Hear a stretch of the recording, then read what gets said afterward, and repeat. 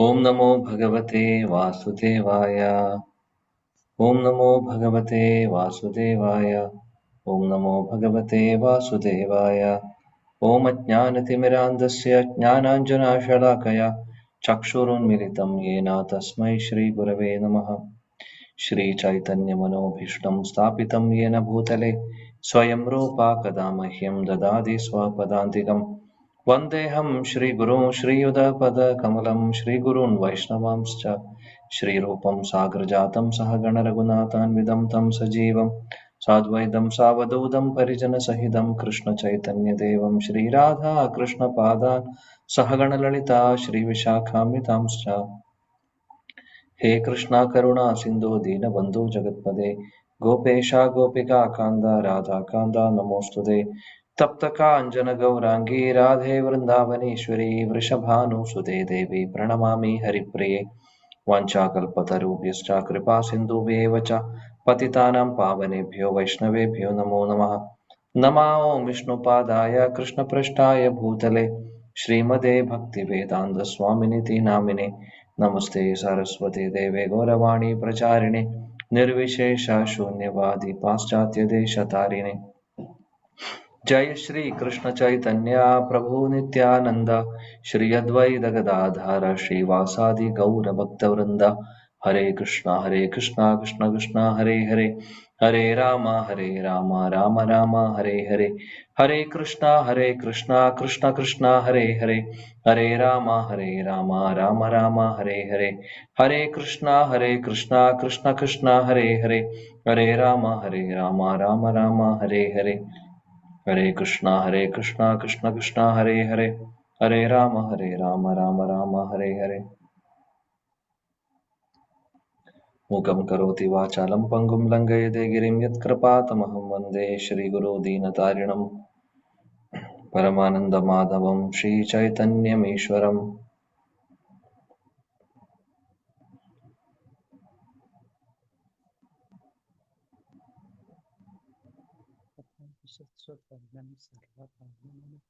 ഹരേ കൃഷ്ണ. എല്ലാ പ്രിയപ്പെട്ട ഭക്തർക്കും വിനീതമായ പ്രണാമം. ശ്രീമദ് ഭാഗവതം പ്രഥമസ്കന്ധം അധ്യായം 11 ശ്ലോകം 30 നമ്മൾ ഇന്ന് നോക്കാൻ പോകുന്നത്. ഭഗവാൻ ശ്രീകൃഷ്ണൻ ദ്വാരകയിലേക്ക് വരുന്ന ആ ഒരു രംഗം നമ്മൾ കണ്ടു. ഇനി അദ്ദേഹത്തിന്റെ കൊട്ടാരങ്ങളിലേക്ക് പ്രവേശിക്കുകയാണ് ചെയ്യുന്നത്. അവിടെ നടക്കുന്ന കാര്യങ്ങളാണ് നമ്മൾ ഇനി കാണാൻ പോകുന്നത്. ഓക്കെ. 30 അഥാവിശത്സ്വഭവനം സർവകാമം അനുത്തമം പ്രാസാദയത്ര പത്നീനാം സഹസ്രാണി ച ഷോഡശ. അഥാവിശത്സ്വഭവനം സർവകാമം അനുത്തമം പ്രാസാദയത്ര പത്നീനാം സഹസ്രാണി ച ഷോഡശ. അഥാവിശത്സ്വഭവനം സർവകാമം അനുത്തമം പ്രാസാദയത്ര പത്നീനാം സഹസ്രാണി ച ഷോഡശ. ഹരേ കൃഷ്ണ പ്രഭു. ഓം നമോ ഭഗവതേ വാസുദേവായ. അഥാ വിശദ്സ്വഭവനം സർവകാമമനുത്തമം പ്രാസാദായത്ര പത്നീനാം സഹസ്രാണി ച ഷോഡശ. ഹരേ കൃഷ്ണ. ഹരേ കൃഷ്ണ. ശ്ലോകം 30. ഓം നമോ ഭഗവതേ വാസുദേവായ. അഥാ വിശദ്സ്വഭവനം സർവകാമം അനുത്തമം പ്രാസാദായത്ര പത്നീനാം സഹസ്രാണി ച ഷോഡശ. ഹരേ കൃഷ്ണ പ്രഭുജി. ഹരേ കൃഷ്ണ പ്രഭുജി. അഥാവിശത്സ്വഭവനം സർവകാമമനുത്തമം പ്രസാദായത്ര പത്നീനാം സഹസ്രാണി ച ഷോഡശ. ഹരേ Krishna. Hare Krishna Prabhuji.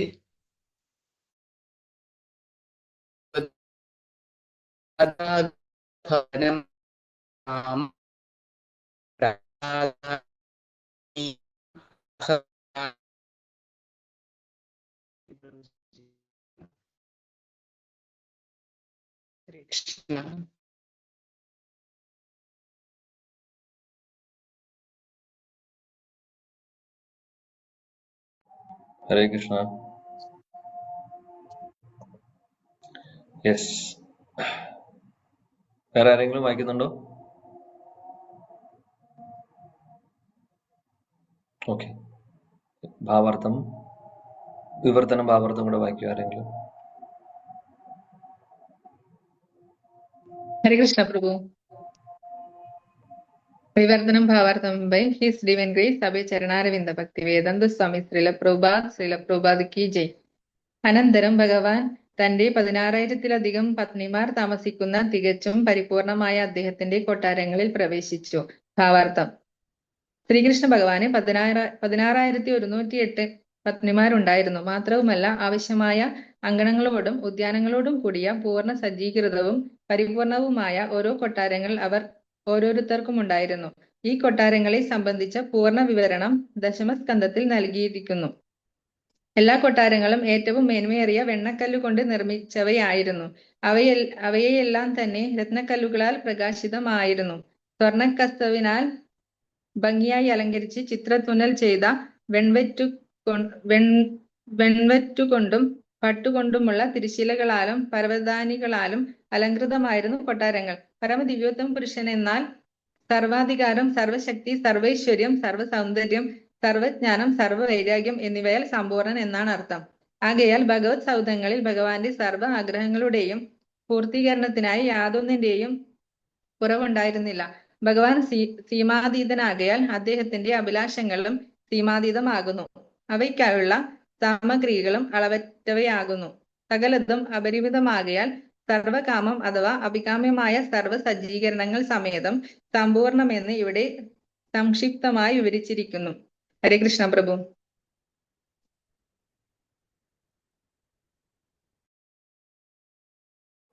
Hare Krishna, thank U. Okay, ഇവിടെ പറയുന്നു ഭഗവാൻ കൃഷ്ണൻ അദ്ദേഹം ദ്വാരകയിലെത്തിയത് നമ്മൾ കണ്ടു. ദ്വാരകയിലെത്തിയ സമയത്ത് അവിടെയുള്ള ദേവാസികളെല്ലാം എങ്ങനെയാണ് ഭഗവാനെ സ്വീകരിച്ചത് എന്ന് കണ്ടു. ഒരുപാട് സ്തുതികൾ ചൊല്ലിക്കൊണ്ട് പാടിക്കൊണ്ട് ഒരുപാട് സമ്മാനങ്ങൾ, ഗിഫ്റ്റുകൾ കൊടുത്തു ഭഗവാന്. ഭഗവാൻ തിരിച്ചും അവരെ ഓരോരുത്തരെയും വേണ്ട രീതിയിൽ ഭഗവാൻ തിരിച്ചും റെസിപ്രോക്കേറ്റ് ചെയ്തു. ചിലവരെ ആലിംഗനം ചെയ്യുന്നു, ചിലവർക്ക് ഷേക്ക് ഹാൻഡ് കൊടുക്കുന്നു, ചിലവരെ കണ്ട് ചിരിക്കുന്നു. അങ്ങനെ അദ്ദേഹം തിരിച്ച് അദ്ദേഹം റെസിപ്രോക്കേറ്റ് ചെയ്യുന്നത് നമ്മൾ കണ്ടു. ഇനി ഭഗവാൻ അദ്ദേഹത്തിന്റെ കൊട്ടാരങ്ങളിലേക്ക് എന്ന് പറയാം. ഒരു കൊട്ടാരമല്ല, ഒരുപാട് 16,108 ഭാര്യമാരുണ്ടായിരുന്നു ഭഗവാന് ദ്വാരകയിൽ. അപ്പോൾ ഓരോരുത്തർക്കും ഓരോ പാലസ് ഉണ്ടായിരുന്നു, ഓരോ കൊട്ടാരം ഉണ്ടായിരുന്നു. അപ്പൊ അവിടേക്ക് ഭഗവാൻ എൻട്രി ചെയ്യുന്ന ഒരു രംഗമാണ് ഇവിടെ ഈ ശ്ലോകത്തിൽ പറയുന്നത്. 30-ാമത്തെ ശ്ലോകം മുതൽ 35-ാമത്തെ ശ്ലോകം വരെ നമുക്ക് കാണാം ഭഗവാൻ കൊട്ടാരത്തിലേക്ക് പ്രവേശിച്ചതിന് ശേഷം രാജ്ഞിമാരുമായിട്ടുള്ള ആ ഒരു ഇടപഴകൽ എങ്ങനെയാണെന്നുള്ളതാണ് നമ്മൾ കാണുന്നത്. അപ്പോൾ ഇവിടെ ഭഗവാൻ ശ്രീല പ്രഭുപാദജി ഭാവാർത്ഥത്തിൽ പറയുന്നു, വിവർത്തനത്തിൽ പറയുന്നു ഭഗവാൻ ഓരോ കൊട്ടാരത്തിലേക്കും അദ്ദേഹം എൻട്രി ചെയ്യുന്നു എന്നുള്ളത്. അങ്ങനെ 16,108 ഭാര്യമാരുണ്ട് എന്നുള്ള വിവരവും അങ്ങനെ ഓരോ കൊട്ടാരത്തിലേക്കും. അപ്പൊ ഒരു സ്ഥലത്ത് മാത്രമല്ല. അപ്പൊ നമ്മൾ ചിന്തിക്കും എങ്ങനെ സാധിക്കുന്നു? ഭഗവാന് ഒരേ സമയത്ത് 16,108 അദ്ദേഹം എക്സ്പാൻഡ് ചെയ്യുന്നു, അദ്ദേഹം വിസ്തരിക്കുന്നു. അങ്ങനെ ഓരോ കൊട്ടാരത്തിലേക്കും അദ്ദേഹം പ്രവേശിക്കുകയാണ് ചെയ്യുന്നത്. അതുകൊണ്ട് നമ്മൾ മനസ്സിലാക്കണം, ഇത് പരമദിവ്യോത്തമ പുരുഷൻ ഭഗവാൻ മാത്രം സാധിക്കുന്ന കാര്യമാണ്. ഒരേ സമയത്ത് ഒരേപോലെ ഓരോ കൊട്ടാരത്തിലും അദ്ദേഹമുണ്ട്. അതുപോലെ തന്നെ അവിടെ എല്ലാ സ്ഥലത്തും ഒരേപോലെയല്ല കാര്യങ്ങൾ ചെയ്യുന്ന കാര്യങ്ങൾ വ്യത്യാസം ഉണ്ടാവും.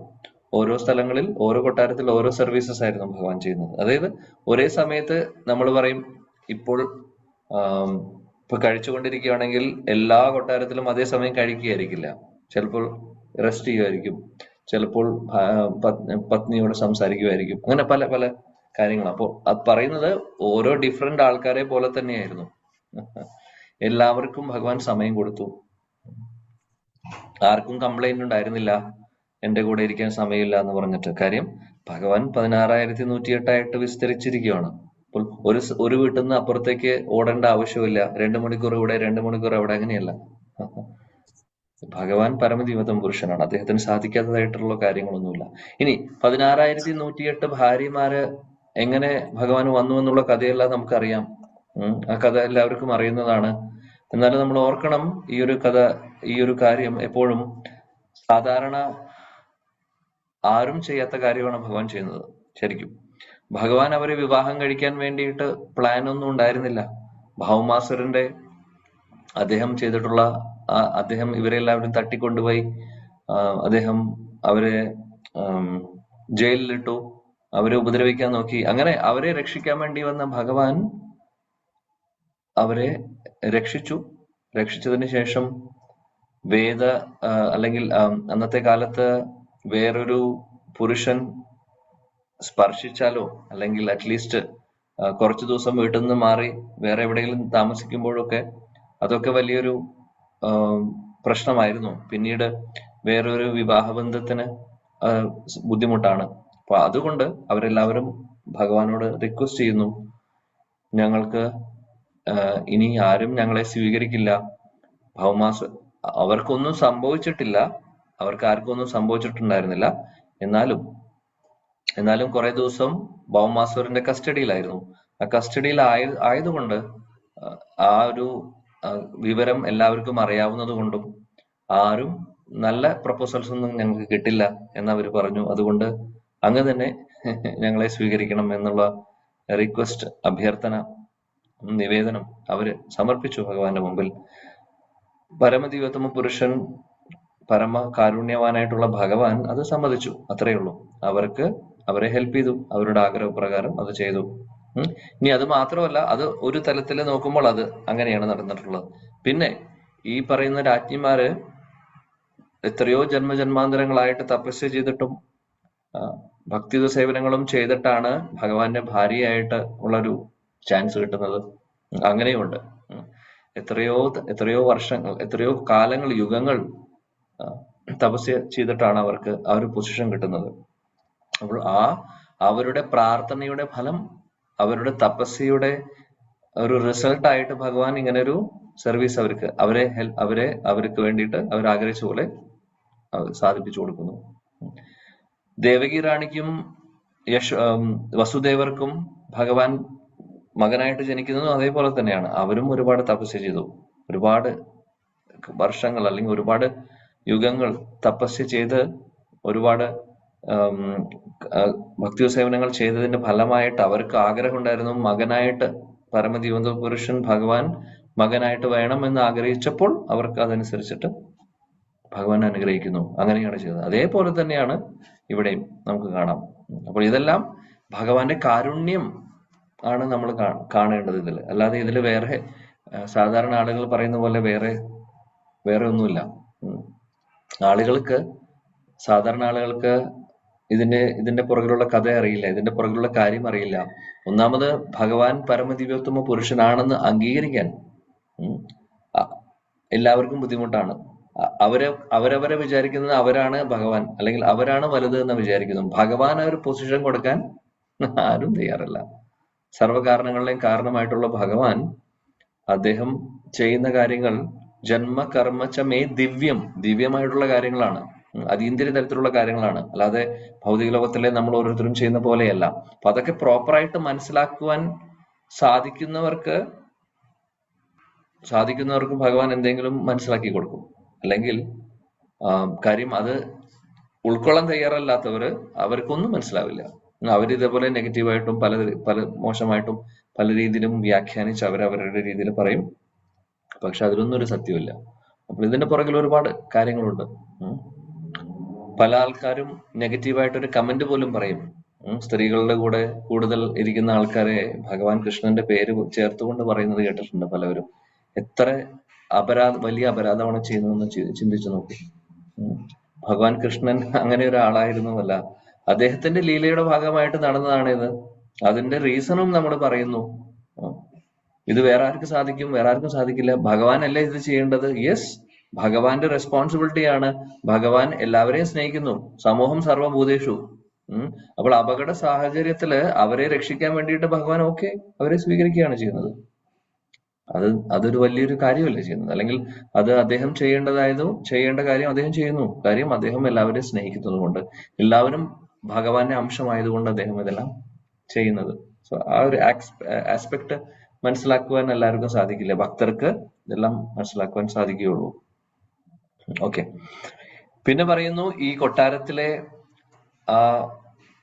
കൊട്ടാരത്തിന്റെ ഭംഗിയെ കുറിച്ച് പറയുന്നു. അതിമനോഹരമായിട്ടുള്ള രത്നങ്ങൾ ഉപയോഗിച്ചും അതേപോലെ തന്നെ മാർബിൾ ഉപയോഗിച്ചും അതിമനോഹരമായിട്ടുള്ള ഡെക്കറേഷൻസ് ആണ് അവിടെ. ഓരോ കൊട്ടാരവും ഒരുപാട് ഭംഗിയുള്ളതാണ്. അതാണ് പറയുന്നത്. സ്വർണം കൊണ്ടും രത്നം കൊണ്ടും ഒക്കെ പതിപ്പിച്ച് അതിമനോഹരമായിട്ടുള്ള കൊട്ടാരങ്ങളാണ്. ഭഗവാൻ ഇരിക്കുന്ന സ്ഥലം അങ്ങനെയായിരിക്കില്ലേ? തീർച്ചയായിട്ടും. എല്ലാ ഐശ്വര്യങ്ങളുടെയും എല്ലാ ഐശ്വര്യങ്ങളും ഉള്ള ആളെയാണ് ഭഗവാൻ എന്ന് വിളിക്കുന്നത്, അല്ലെ? ഭഗവാൻ എന്ന് പറഞ്ഞു കഴിഞ്ഞാൽ എല്ലാ ഐശ്വര്യങ്ങളും അല്ലെങ്കിൽ എല്ലാ ഒപ്പുലൻസും 100% ഉള്ള ഒരു വ്യക്തിയാണ് ഭഗവാൻ എന്ന് വിളിക്കുന്നത്. ഐശ്വര്യസ്യ സമഗ്രസ്യ വീരസ്യ യശസാശ്രിയ ജ്ഞാന വൈരാഗ്യശ്ചൈവ ഷണ്ണം ഭഗ ഇതിങ്കണ. വിഷ്ണു പുരാണത്തിൽ പറയുന്ന ഈ ശ്ലോകത്തിൽ പറയുന്നു, ഭഗവാൻ എല്ലാ ഒപ്പുലൻസസും പൂർണ്ണമായിട്ടും, അല്ലെ? അറിവാണെങ്കിൽ, ഫെയിം ആണെങ്കിൽ, ഫെയിം എന്ന് പറഞ്ഞ കീർത്തിയാണെങ്കിൽ, അതേപോലെ അദ്ദേഹത്തിന്റെ ശക്തിയാണെങ്കിൽ, യശസ്, അതേപോലെ ശ്രീ ഭംഗിയാണെങ്കിൽ, ജ്ഞാനമാണെങ്കിൽ, വൈരാഗ്യമാണെങ്കിൽ, അല്ലെ? ഇതെല്ലാം പൂർണ്ണമാണ് ഭഗവാന്. അങ്ങനെയുള്ള ഒരാളെയാണ് ഭഗവാൻ എന്ന് വിളിക്കുന്നത്. അപ്പൊ ഭഗവാൻ എന്ന് പറയുന്ന വാക്കിന്റെ ഡെഫിനിഷനാണ് ഇതെല്ലാം, ഈ ശ്ലോകം ആക്ച്വലി. സോ അദ്ദേഹം ഇരിക്കുന്ന സ്ഥലം ഡെഫിനറ്റ്ലി തീർച്ചയായിട്ടും ഇങ്ങനെ എല്ലാ ഐശ്വര്യങ്ങളും ഉള്ള സ്ഥലമായിരിക്കും, അല്ലെ? അദ്ദേഹത്തിന്റെ പാലസും അതേപോലെ തന്നെയായിരുന്നു. എല്ലാ സൗകര്യങ്ങളും ഉള്ള അതിമനോഹരമായിട്ടുള്ള പാലസ് ആയിരുന്നു. ഓരോ രാജ്ഞിമാർക്കും വേണ്ടി വേറെ വേറെ സെപ്പറേറ്റ് ആയിട്ട്, എല്ലാവരും ഒരു വീട്ടിലല്ല, ഓരോരുത്തർക്കും വേറെ വേറെ 16,108 തന്നെ കൊട്ടാരങ്ങളും അവിടെ ഉണ്ടായിരുന്നു. അതിമനോഹരമായിട്ടുള്ള, ഇപ്പൊ എത്ര വലിയ ഒരു സ്ഥലമായിരിക്കും ദ്വാരകയിലെ അതിമനോഹരമായിട്ടുള്ള കാഴ്ചയായിരിക്കും. ഇത്രയും അധികം കൊട്ടാരങ്ങൾ എന്ന് പറയുമ്പോൾ തന്നെ ഭംഗി എന്തായിരിക്കും ആ സ്ഥലത്തിന്, അല്ലെ? എല്ലാ ഐശ്വര്യങ്ങളുള്ള ആ ഒരു സ്ഥലം ഭഗവാന്റെ കാര്യം. ഭഗവാൻ അവിടെ വൃന്ദാവനത്തിലെ കൃഷ്ണന്റെ പോലെ ആയിരുന്നില്ല. അദ്ദേഹത്തിന്റെ ഭാവം വ്യത്യാസം ഉണ്ടായിരുന്നു, അല്ലെ? അദ്ദേഹത്തിന്റെ മൂഡ് വ്യത്യാസം ഉണ്ടായിരുന്നു. രാജാവ് ആയിരുന്നു അദ്ദേഹം. മഹാരാജാവ് ആവുമ്പോൾ വളരെ ഓപ്പുലന്റ് ആയിരുന്നു. അദ്ദേഹത്തിന്റെ ഡ്രസ്സിങ് അങ്ങനെയാണ്. അതേപോലെ തന്നെ അവിടെയുള്ള എല്ലാ രാജ്ഞിമാരും അങ്ങനെ തന്നെ, കൊട്ടാരവും. എന്നാൽ വൃന്ദാവനം എന്ന് പറഞ്ഞ ഒരു ഗ്രാമം പോലെ, അല്ലെങ്കിൽ ചെറിയ ഒരു നാച്ചുറൽ ബ്യൂട്ടി ഉള്ള സ്ഥലമാണ്. എന്നാൽ ദ്വാരക എന്ന് പറയുമ്പോൾ ഒരു സിറ്റി പോലെ, അന്നത്തെ കാലത്തെ സിറ്റി. ഇന്നത്തെ കാലത്തെ ഈ പറയുന്ന ഹൈറ്റുള്ള കെട്ടിടങ്ങളല്ല സിറ്റി. എന്നാലും ഭംഗിയുള്ള ഇതേപോലെ ഒരുപാട് കെട്ടിടങ്ങളും കൊട്ടാരങ്ങളും ഒക്കെ ഉള്ള ഒരു സ്ഥലം ആണ് ദ്വാരക. അതാണ് വ്യത്യാസം. ഇപ്പൊ ഐശ്വര്യപൂർണമായിട്ടുള്ള ഒരു ഐശ്വര്യഭാവമാണ് ഭഗവാൻ അവിടെ കൂടുതൽ ഉണ്ടായിരുന്നത്. ആ മാധുര്യം കൂടുതൽ വരുന്നത് എവിടെയാണ്? വൃന്ദാവനത്തിലാണ്. ഓക്കെ. അടുത്ത ശ്ലോകം, 31-ാമത്തെ ശ്ലോകം. പത്ന്യാ പതിം പ്രോഷ്യ ഗൃഹാനുപാഗതം വിലോക്യ സഞ്ജാത മനോമഹോത്സവാഃ ഉത്തസ്തുരാരാത് സഹസാസനാശയാത് സാകം വ്രതേ വ്രീതിത ലോചനാനഃ. വായിച്ചോളൂ. 31-ാമത്തെ. ഹരേ കൃഷ്ണ. ഓം നമോ ഭഗവതേ വാസുദേവായ. പത്ന്യപതിം പ്രോഷ്യ ഗൃഹാനുപാഗതം വിലോക്യ സംജാത മനോമഹോത്സവഃ ഉത്തത്സുരാരാത് സഹസാസനാശയാത് സാകം വ്രതൈർവ്രീഡിതലോചനാനനാഃ. ഹരേ കൃഷ്ണ. ഹരേ കൃഷ്ണ. ഓം നമോ ഭഗവതേ വാസുദേവായ. പത്ന്യേ പതിം പ്രോഷ്യ ഗൃഹാനുപാഗതം വിലോക്യ സംജാതമനോ മഹോത്സവാഃ ഉത്തസ്തുരാരാത് സഹസാസനാശയാത് സാഗം ഹൃദിർവീഡിതലോചനാനഃ.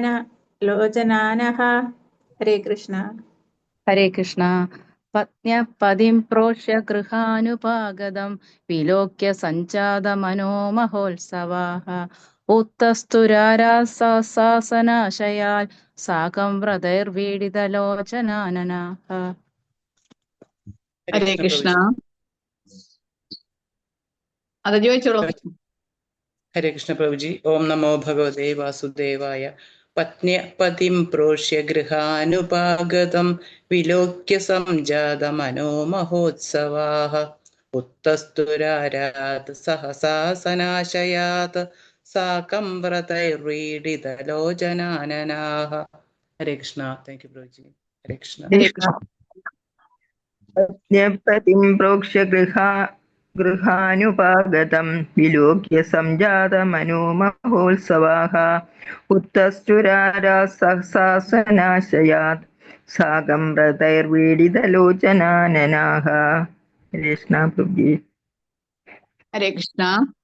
പത്ന്യാപതിം പ്രോഷ്യ ഗൃഹാനുപാഗതം വിലോക്യ സംജാതമനോ മഹോത്സവാഃ ഉത്തസ്തുരാരാത് സഹസാസനാശയാത് സാഗം വ്രതൈർവീഡിതലോചനാനനാഃ. ഹരേ കൃഷ്ണ പ്രഭുജി.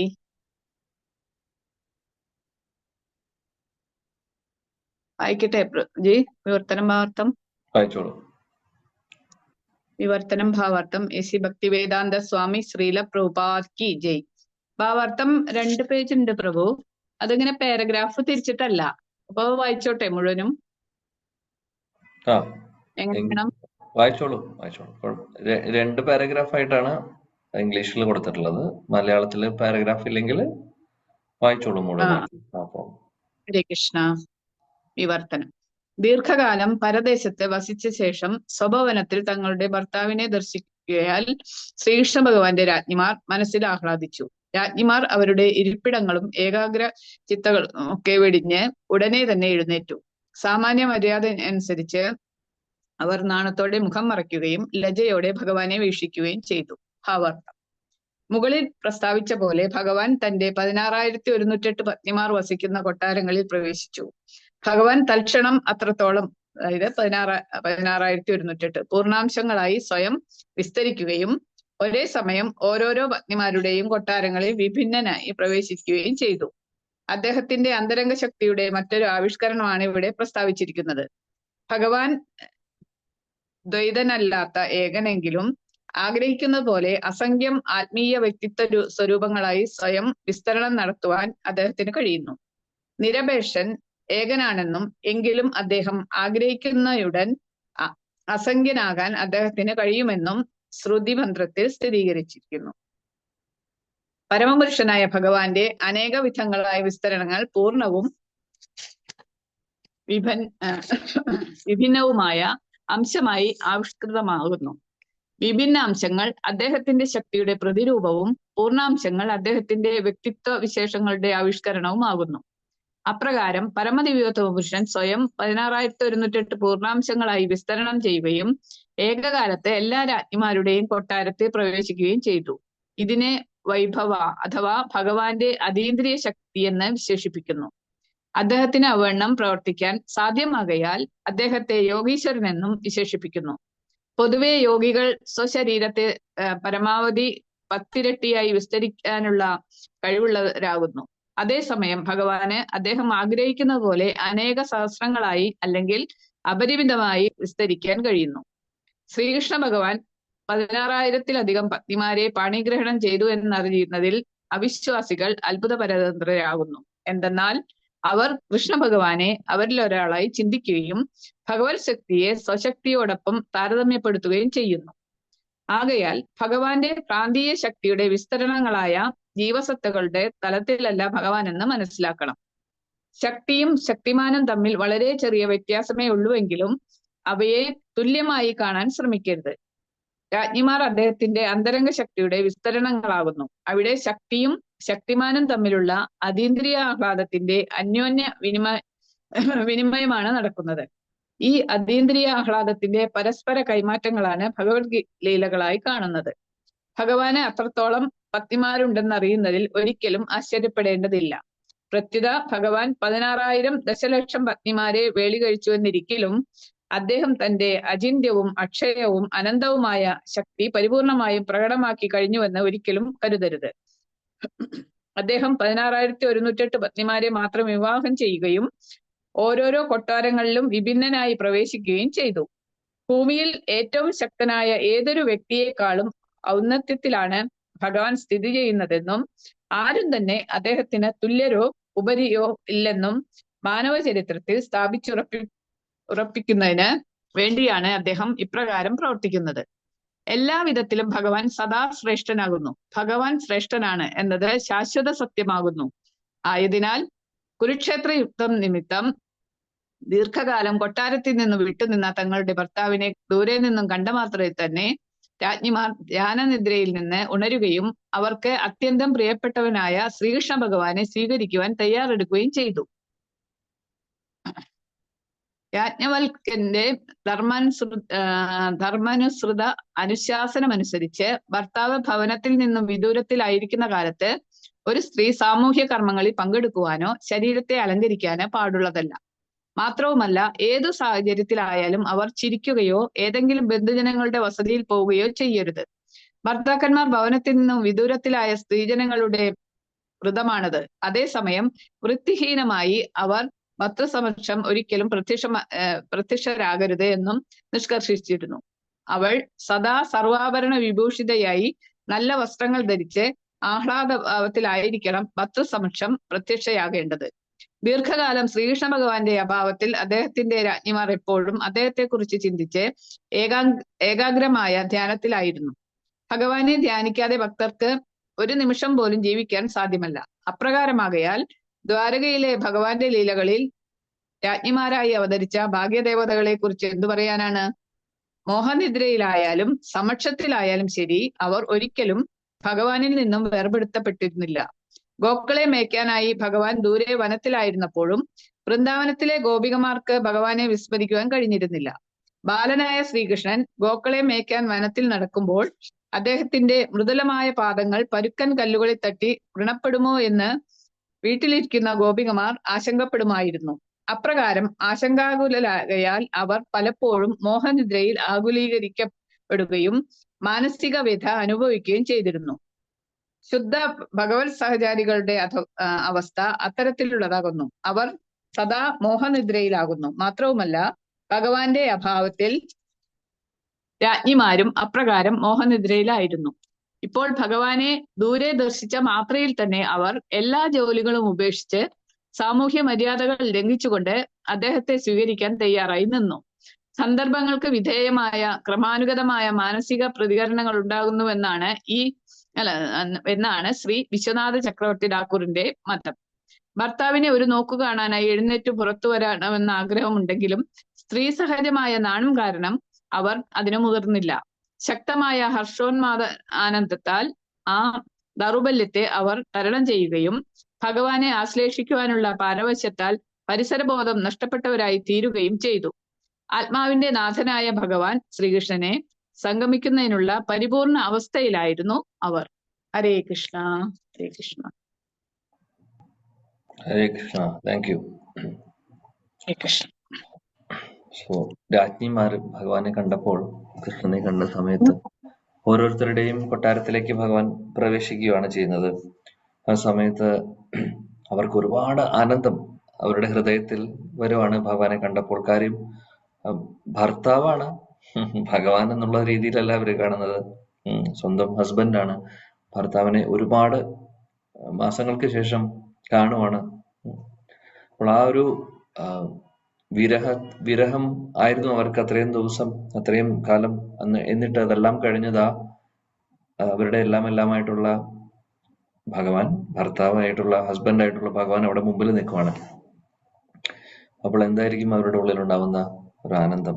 നമ്മൾ ഇവിടെ ഭൗതിക ലോകത്തിലെ ഭാര്യയും ഭർത്താവുമായിട്ടുള്ള ഒരു കമ്പാരിസൺ അല്ല നമ്മൾ ഇപ്പോൾ ചിന്തിക്കേണ്ടത്. അതൊന്നുമല്ല. ആ ഒരു സ്നേഹം എന്ന് പറയുന്നതിൽ ഒരുപാട് സ്വാർത്ഥതയുണ്ട്. ഇവിടെ ഭഗവാനുമായിട്ടുള്ള റിലേഷൻഷിപ്പിൽ സ്വാർത്ഥതയില്ല. സ്വാർത്ഥത എന്ന് പറഞ്ഞാൽ എന്താണ്?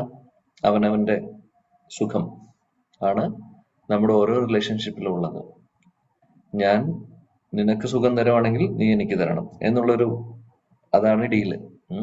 അത് ഏത് റിലേഷൻ ആണെങ്കിലും, ഫ്രണ്ട്ഷിപ്പ് ആണെങ്കിലും, സുഹൃത്ത് ബന്ധങ്ങളാണെങ്കിലും, ഈവൻ വേറെ ഏത് റിലേഷൻ ആണെങ്കിലും, അച്ഛനും അമ്മയും ആയിട്ടുള്ള റിലേഷൻ പോലും മക്കൾ അങ്ങനെ ഒരു ഡീലിന്റെ പുറത്താണ് പലപ്പോഴും. ചില സമയങ്ങളിൽ കുട്ടിക്കാലത്തൊക്കെ ആ ഒരു കുറച്ച് അങ്ങനെ ആയിരിക്കില്ല, പരിശുദ്ധമായിരിക്കും ആ ഒരു റിലേഷൻ. പിന്നെ പ്രതീക്ഷകൾ ഉണ്ടാവും എല്ലാവർക്കും. അച്ഛനും അമ്മയും മക്കളിൽ നിന്ന് പ്രതീക്ഷിക്കുന്നു, മക്കളും പ്രതീക്ഷിക്കുന്നു അച്ഛനും അമ്മയിൽ നിന്നും. അപ്പൊ പ്രതീക്ഷകൾ ഉണ്ട്. അപ്പോൾ അങ്ങനെ ചുരുക്കം പറഞ്ഞു കഴിഞ്ഞാൽ ആ ഒരു സെൽഫിഷ്നെസ് ഉണ്ട് എല്ലാത്തിന്റെ മോട്ടീവായിട്ട് പുറകില്, നമ്മളത് അറിയില്ല എന്ന് മാത്രം. എന്നാൽ ഇവിടെ കാണുന്നത് അങ്ങനെയല്ല. ഭാഗവത്തിൽ പറയുന്നത്, അല്ലെങ്കിൽ ഭഗവാന്റെ പത്നിമാര് അവരെല്ലാവർക്കും തോന്നുന്ന ആ ഒരു സന്തോഷം, ആനന്ദം, അത് അതീന്ദ്രിയ തലത്തിലുള്ള കാര്യമാണ്. കാര്യം ഇത് വേറെ ആരുമല്ല, പരമദിവ്യതമ പുരുഷൻ ഭഗവാനാണ് അവരുടെ ഭർത്താവ്. അപ്പോൾ അതുകൊണ്ട് വ്യത്യാസമുണ്ട്. പിന്നെ ഇവര് സാധാരണ ആളുകളുമല്ല, സാധാരണ ഒരു ജീവതത്വമല്ല ഇവര്. കാര്യം എന്താണ്? ഭഗവാൻ ഇവിടെ പറയുന്നു, ശിലപ്രഭാജി ഭാവത്തിൽ പറയുന്നു, ഭഗവാന്റെ ആന്തരിക ശക്തിയുടെ വിസ്തരണങ്ങളാണ് ഇവരുമെന്ന്. അല്ലെങ്കിൽ ഈ രാജ്ഞിമാര് പോലും ഭഗവാന്റെ ആന്തരിക ശക്തിയിലുള്ളതാണ്, ലക്ഷ്മിമാരാണ് എന്നുള്ളത്. ഭഗവാന്റെ ഭാര്യയാവുക എന്ന് പറയുന്ന പൊസിഷൻ ചെറിയ കാര്യമല്ല.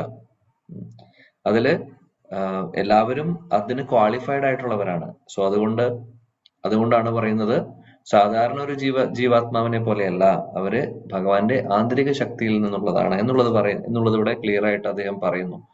അപ്പോൾ അതുകൊണ്ട് രണ്ടു കൂട്ടരും ക്വാളിഫൈഡ് ആണ്. ഭഗവാൻ ഓഫ് കോഴ്സ് പരമദിവ്യ പുരുഷൻ, ഇവരും ക്വാളിഫൈഡ് ആയിട്ടുള്ള ആൾക്കാരായതുകൊണ്ട് അവര് തമ്മിലുള്ള റിലേഷൻ എങ്ങനെയാണ്? ശുദ്ധമായിട്ടുള്ള റിലേഷൻ, അല്ലെങ്കിൽ അതീന്ദ്രിയ തരത്തിലുള്ള റിലേഷൻ ആണ്. ഒരു കമ്പാരിസണും നമുക്ക് നമ്മുടെ ലോകത്തിലെ കാര്യങ്ങളായിട്ട് ചെയ്യാൻ സാധിക്കില്ല. അത് വലിയൊരു അപരാധമാണ്. അങ്ങനെ കൃഷ്ണനെ കണ്ടപ്പോൾ എന്താണ് സംഭവിക്കുന്നത്? രാജ്ഞിമാരെല്ലാവരും അവര് ഇരിക്കുന്നുണ്ടായിരുന്ന സ്ഥലത്ത് നിന്ന് എഴുന്നേറ്റു ബഹുമാനത്തോട് കൂടിയിട്ട്. അങ്ങനെ ആ ഒരു കസ്റ്റം പ്രകാരം സാധാരണ സ്ത്രീകൾ എങ്ങനെയാണ്, നാണം ഉണ്ടാവും. ഇപ്പോഴത്തെ കാലത്തെ ഒരു കൾച്ചർ അല്ല അന്നത്തെ കാലത്ത്. എല്ലാത്തിനും അതിൻ്റെതായിട്ടുള്ള ഒരു എന്താ പറയുക, വേദങ്ങളിൽ പറയുന്നത് പോലെ, ശാസ്ത്രങ്ങളിൽ പറയുന്നത് പോലെ ഫോളോ ചെയ്യുന്നവരായിരുന്നു എല്ലാവരും. ഇന്നത്തെ കാലത്തെ പോലെ വേദങ്ങളെ റിജക്ട് ചെയ്തിട്ടുള്ള ആൾക്കാരെ പോലെയല്ല. അപ്പൊ അതുകൊണ്ട് ഒരു കൾച്ചർ ഉണ്ടായിരുന്നു. അപ്പൊ ആ കൾച്ചർ പ്രകാരം സ്ത്രീകൾ എങ്ങനെയാണോ അങ്ങനെയാണ് അവരും ബിഹേവ് ചെയ്തിട്ടുള്ളത്. അപ്പോൾ നാണത്തോടുകൂടി മുഖം മറച്ചുകൊണ്ട്, അപ്പോൾ ഇതൊക്കെ ഒരു കൾച്ചർ ആയിരുന്നു അന്നത്തെ കാലത്ത്. ഇന്നത്തെ കാലത്ത് പറയേണ്ട ആവശ്യമില്ല, ആ ടോപ്പിക്കിലേക്ക് നമ്മൾ പോകുന്നില്ല. സോ എല്ലാം തലതിരിഞ്ഞിട്ടാണ് നടക്കുന്നത്. അപ്പോൾ ആ ഒരു കാര്യമാണ് ഇവിടെ ശ്ലോകത്തിൽ പറയുന്നത്. അവരെങ്ങനെയാണ് കൃഷ്ണനെ കണ്ടപ്പോൾ അവർ എന്താണ് ചെയ്തത് എന്നുള്ളത്. ശിലപ്രഭാജി ഭാവാർത്ഥത്തിൽ വിശദമായിട്ട് പറയുന്നു. 16,108 ഭാര്യമാരുണ്ടായിരുന്നു. അവർക്ക് ഓരോരുത്തർക്കും ഓരോ കൊട്ടാരം ഉണ്ടായിരുന്നു. അങ്ങനെ ഭഗവാൻ ഓരോരുത്തരുടെ അടുത്തേക്കും, അല്ലെങ്കിൽ ഓരോ ഭാര്യമാരുടെ അടുത്തും അദ്ദേഹം വിസ്തരിച്ചിട്ടുണ്ടാവും. അങ്ങനെ ഓരോ കൊട്ടാരത്തിലും ഭഗവാനുണ്ട് ഒരേ സമയത്ത്, എന്നാൽ വേറെ വേറെ സ്ഥലത്ത്. എന്നിട്ട് ശിലപ്രഭാജി പറയുന്നു, ഇത് പരമദിവ്യതമ പുരുഷൻ ഭഗവാന് മാത്രമേ സാധിക്കുന്ന കാര്യമാണ്, വേറെ ആർക്കും ചെയ്യുവാൻ സാധിക്കില്ല ഇങ്ങനെ. പിന്നെ വേറൊരു ഉദാഹരണം കൂടെ പറയുന്നു. സാധാരണ യോഗികൾ, ചില അഷ്ടസിദ്ധികളുള്ള യോഗികളുണ്ട്. അങ്ങനെയുള്ള യോഗികൾക്ക് പറയുന്നു 10 എക്സ്പാൻഷൻ അവർക്ക് ചെയ്യാൻ സാധിക്കും, അല്ലെങ്കിൽ 10 പേരായിട്ട് അവർക്ക് എക്സ്പാൻഡ് ചെയ്യാൻ പറ്റും. പക്ഷെ 10 പേരായിട്ട് എക്സ്പാൻഡ് ചെയ്താലും ഒരു സംഭവം ഉണ്ട് അവിടെ. ഒരേ കാര്യമായിരിക്കും ഒരേ സമയത്ത് എല്ലാവരും ചെയ്യുന്നത്. അത് ഡ്യൂപ്ലിക്കേറ്റ് കോപ്പി പോലെയാണ്. ഒരാള് സംസാരിക്കുകയാണെങ്കിൽ അവരും അതേ കാര്യം തന്നെയായിരിക്കും ചെയ്യുന്നുണ്ടാവും. അങ്ങനെ 10 പേര്. ഭാഗവതത്തിൽ പറയുന്നു, കർദമമുനി ദേവഹൂതി ദേവിയെയും കുറിച്ച് പറയുന്ന ഒരു സെക്ഷനിൽ പറയുന്നു, കർദമമുനി അതേപോലെ മഹായോഗിയായിരുന്നു. അദ്ദേഹം ഇതേപോലെ എക്സ്പാൻഡ് ചെയ്യുന്നുണ്ട് ദേവഹൂതിയുടെ കൂടെ ഇരിക്കുന്ന സമയത്ത് ആക്ച്വലി. അപ്പോൾ അത് ആ എക്സ്പാൻഷൻ വ്യത്യാസമുണ്ട്. അത് യോഗികളുടെ എക്സ്പാൻഷൻ, ഇതേപോലെ മാക്സിമം ഒന്ന് 10 വരെയാണ്, 10 പറ്റുന്നത് അവർക്ക്. എന്നാലും അതുപോലെ തന്നെ അവർ ചെയ്യുന്ന ഒരേ സമയത്ത് വേറെ വേറെ കാര്യങ്ങൾ ചെയ്യാൻ സാധിക്കില്ല. ഭഗവാൻ ഇവിടെ വിസ്തരിച്ചിട്ടുള്ളത് 16,108 ആവും. ഇനി 16,108 അല്ല, 16 കോടിയാണ് ഭഗവാൻ എക്സ്പാൻഡ് ചെയ്യേണ്ട ആവശ്യം വെച്ചാൽ, വിസ്തരിക്കേണ്ട ആവശ്യം വെച്ചാൽ അദ്ദേഹം അത് ചെയ്യും. 16 കോടി അദ്ദേഹം വിസ്തരിക്കും. 16 കോടി കൊട്ടാരങ്ങളും ഉണ്ടാവും. അദ്ദേഹത്തിന് എന്തും ചെയ്യാം. അപ്പോൾ ഇതെല്ലാം ഭഗവാന്റെ വൈഭവം, ഭഗവാന്റെ ലീലയാണ് ഇതെല്ലാം. അദ്ദേഹത്തിന്റെ ശക്തിയാണ് ഇതെല്ലാം. ഇതൊക്കെ അദ്ദേഹത്തിന്റെ ആന്തരിക ശക്തിയാണ്. അപ്പോൾ ആ ശക്തി ഉപയോഗിച്ച് അദ്ദേഹം എല്ലാം എന്ത് വേണമെങ്കിൽ അദ്ദേഹത്തിന് ചെയ്യാൻ സാധിക്കുന്നു. അപ്പോൾ അതാണ് ഇവിടെ ഭഗവാനെയും സാധാരണ ഒരു ജീവാത്മാവിനെയും തമ്മിലുള്ള, അല്ലെങ്കിൽ നമ്മളെ പോലുള്ള സാധാരണ ഒരു മനുഷ്യനെയും വേർതിരിക്കുന്ന കാര്യം. നമ്മൾ ഭഗവാന്റെ അംശമാണ്. ആത്മീയ തലത്തിൽ നോക്കുമ്പോൾ നമ്മൾ പറയും ഭഗവാന്റെ അംശമാണ്. എന്നാൽ അംശമേ ഉള്ളൂ നമ്മൾ. ആക്ച്വലി നമ്മൾ പൂർണ്ണമായിട്ട് ഭഗവാനല്ല, അല്ലെ? ഭഗവാന്റെ അംശമാണെന്നേ പറയുന്നുള്ളൂ. നമ്മൾ ഭഗവാനാണെന്ന് പറയുന്നില്ല. ഭഗവാൻ ആ പൊസിഷൻ അദ്ദേഹത്തിന് മാത്രമേ ഉള്ളൂ. ഈവൻ കൃഷ്ണന്റെ പൊസിഷൻ ഭഗവാൻ കൃഷ്ണന് മാത്രമേ ഉള്ളൂ. അദ്ദേഹത്തിന്റെ വിസ്തരണങ്ങൾക്ക് പോലും ആ ഒരു പൊസിഷൻ ഇല്ല, അല്ലേ? നമ്മള് പലപ്പോഴും പറയുന്ന പോലെ ആ ക്വാളിറ്റീസ് പറയുമ്പോൾ തന്നെ ശ്രീല രൂപ ഗോസ്വാമി പറയുന്നുണ്ട് വളരെ ഭംഗിയായിട്ട്. എത്ര ക്വാളിറ്റീസ് വരെ വിഷ്ണുവിനുണ്ട്, ഭഗവാൻ ശിവനുണ്ട്, ബ്രഹ്മാവിനുണ്ട് എന്നുള്ളത്, അല്ലെ? അപ്പോൾ ആ ശതമാനത്തിലും പറയുന്നു, അല്ലെങ്കിൽ ക്വാളിറ്റി വൈസ് 64 ക്വാളിറ്റീസ് ഭഗവാൻ ഉണ്ടെങ്കിൽ 60 ക്വാളിറ്റീസ് വിഷ്ണുവിനുണ്ട്, 55 ക്വാളിറ്റീസ് ഭഗവാൻ ശിവനുണ്ട്, 50 ക്വാളിറ്റീസ് ബ്രഹ്മാവിന്. അങ്ങനെ ഒരു കാറ്റഗറൈസേഷൻ പറയും. ഇനി പെർസെന്റേജ് വൈസും പറയും. അപ്പോൾ ഭഗവാനാണ് 100% ഉള്ളത്, കൃഷ്ണൻ. കാര്യം എല്ലാത്തിന്റെയും ഉറവിടം അദ്ദേഹമാണ്. കാരണം എല്ലാ എക്സ്പാൻഷൻസും അദ്ദേഹത്തിൽ നിന്നാണ് വരുന്നത്. സ്വയം ഭഗവാൻ, അവതാരി പുരുഷൻ ഭഗവാൻ കൃഷ്ണനാണ്. അതുകൊണ്ട് അദ്ദേഹത്തിന്റെ വൈഭവം, അദ്ദേഹത്തിന്റെ പൊട്ടൻഷ്യസിനെ കുറിച്ച് പറയേണ്ട ആവശ്യമില്ല. അത് അൺലിമിറ്റഡ് ആണ്. ആക്ച്വലി അതിനൊരു അവസാനമില്ല. അതാണ്. നമ്മളൊക്കെ ഇത്രയേ ഉള്ളൂ, ഒന്നുമില്ല. ഭഗവാന്റെ എക്സ്പാൻഷൻസിന് പോലും അദ്ദേഹത്തിന്റെ അടുത്തേക്ക് എത്താൻ പറ്റുന്നില്ല. അവതാരി പുരുഷന്റെ അടുത്തേക്ക് ക്വാളിറ്റീസിൽ വരാൻ സാധിക്കില്ല.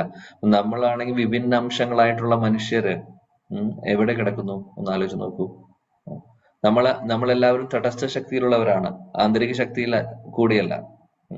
തടസ്ഥ ശക്തി എന്ന് പറഞ്ഞാൽ ബഹിരാംഗ ശക്തിയോ അല്ല, ആന്തരിക ശക്തിയോ അല്ല, അന്തരംഗ ശക്തിയോ അല്ല, നടുക്കുള്ള ഒരു അവസ്ഥയാണ് നമുക്ക്. മാർജിനൽ, തടസ്ഥ, വിഭിന്ന അംശം എന്നും വിളിക്കും നമ്മളെ.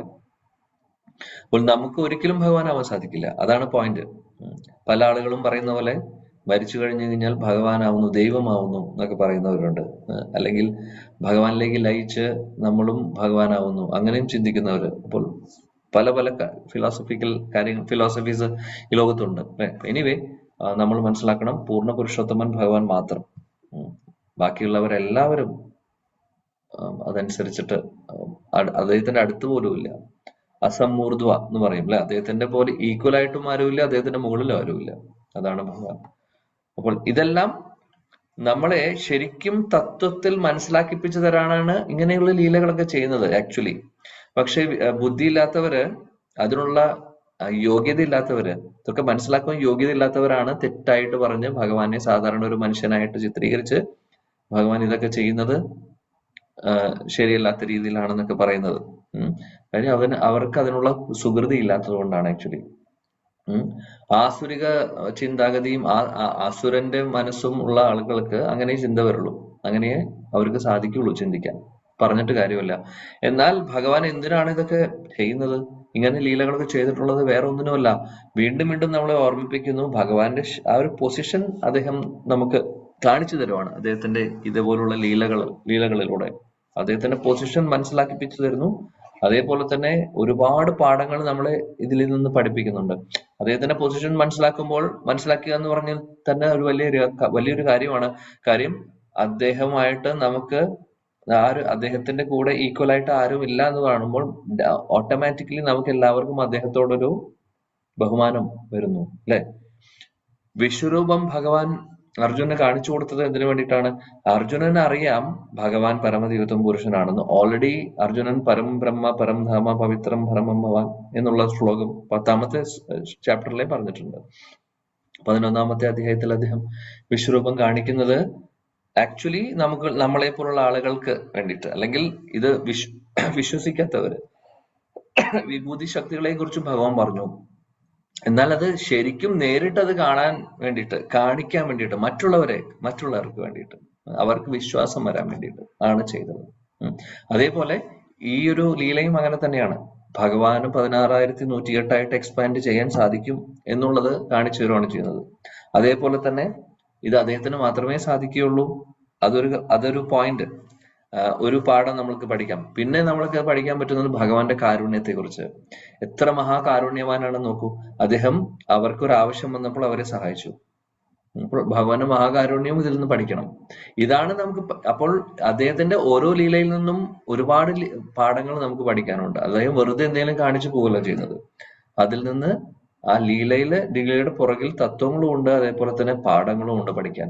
ഇതൊന്നും മനസ്സിലാക്കാതെ വെറുതെ പോവാണെങ്കിൽ കാര്യമില്ല. അപ്പൊ ഇതെല്ലാം നമ്മളെ മനസ്സിലാക്കിപ്പിച്ചു തരുന്നത് ആചാര്യന്മാരാണ്. ശ്രീല പ്രഭുപാജിയെ പോലെ ഉള്ള ആചാര്യന്മാര് നമ്മൾക്ക് പഠിപ്പിച്ചു തരുവാണ് ഇതിൽ എന്താണ്. അപ്പോൾ ഇദ്ദേഹം ശ്രീല പ്രഭുപാജി ഇവിടെ എക്സ്പ്ലെയിൻ ചെയ്യുന്നുണ്ട്, വേറെ സ്ഥലങ്ങളിലും എക്സ്പ്ലെയിൻ ചെയ്യുന്നുണ്ട് ഇത് എങ്ങനെയാണ് എന്നുള്ളത്. അപ്പോൾ ഇതേപോലുള്ള ആചാര്യന്മാർ എക്സ്പ്ലെയിൻ ചെയ്തില്ലെങ്കിൽ നമുക്ക് എങ്ങനെ മനസ്സിലാക്കാനാണ്? അപ്പൊ നമ്മളും പറയും, ഇതെങ്ങനെ സാധിക്കുന്നു ഭഗവാന് ചെയ്യുന്നത്, ഇതെങ്ങനെ ചെയ്യുന്നു എന്ന് മാത്രമല്ല പല മോശമായിട്ടുള്ള രീതിയിലും നമ്മൾ വ്യാഖ്യാനിക്കും, അങ്ങനെ അപരാധങ്ങളിലേക്ക് കലാശിക്കും. എന്നാൽ ആചാര്യന്മാരാണ് നമ്മുടെ കണ്ണ് തുറപ്പിക്കുന്നത്. അപ്പോൾ അതുകൊണ്ട് വളരെ ഇമ്പോർട്ടന്റ് ആണ് ആചാര്യന്മാരുടെ അവരുടെ ഭാവാർത്ഥം ഇല്ലെങ്കിൽ, പ്രോപ്പറായിട്ടുള്ള ആചാര്യന്മാരുടെ ഭാവാർത്ഥം ഇല്ലെങ്കിൽ നമുക്കൊന്നും മനസ്സിലാക്കാൻ സാധിക്കില്ല. ശ്രീമദ് ഭാഗവതം അതുകൊണ്ട് ഒരുപാട് ആചാര്യന്മാര് അതിന് ഭാവാർത്ഥം എഴുതിയിട്ടുണ്ട്. വിശ്വനാഥ് ചക്രവർത്തി ഠാക്കൂർ, സനാതൻ ഗോസ്വാമി, ശിലജീവ ഗോസ്വാമി, അങ്ങനെ ഒരുപാട് പേര്, ശ്രീധർ സ്വാമി, വല്ലഭാചാര്യ, ഇവരൊക്കെ എഴുതിയിട്ടുള്ളതാണ്.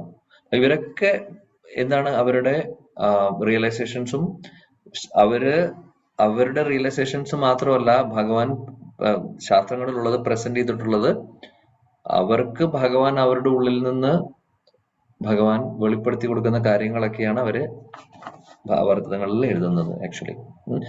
ഈ ഭാവാർത്ഥങ്ങളും കൂടെ വരുമ്പോഴാണ് നമുക്ക് പ്രോപ്പർലി അത് മനസ്സിലാക്കാൻ സാധിക്കുന്നത്. ഇല്ലെങ്കിൽ ആ ശ്ലോകം മാത്രമാണ് നമുക്ക് അറിയുള്ളൂ അല്ലെങ്കിൽ വായിക്കുന്നുള്ളൂ എന്നുണ്ടെങ്കിൽ നമ്മൾ അതിൽ പറഞ്ഞ കാര്യം നമ്മൾ അതിന്റെ ഉള്ളിലുള്ള പുറകിലുള്ള തത്വങ്ങൾ നമുക്ക് പൂർണ്ണമായിട്ട് മനസ്സിലാക്കാൻ സാധിക്കില്ല. അതേപോലെ തന്നെ അതിൽ പറയുന്ന പാഠങ്ങളും പ്രോപ്പർലി പഠിക്കാൻ സാധിക്കില്ല. പിന്നെ മാത്രമല്ല പല രീതിയിലും തെറ്റിദ്ധരിക്കാനും ഉള്ള ചാൻസസ് ഉണ്ട്.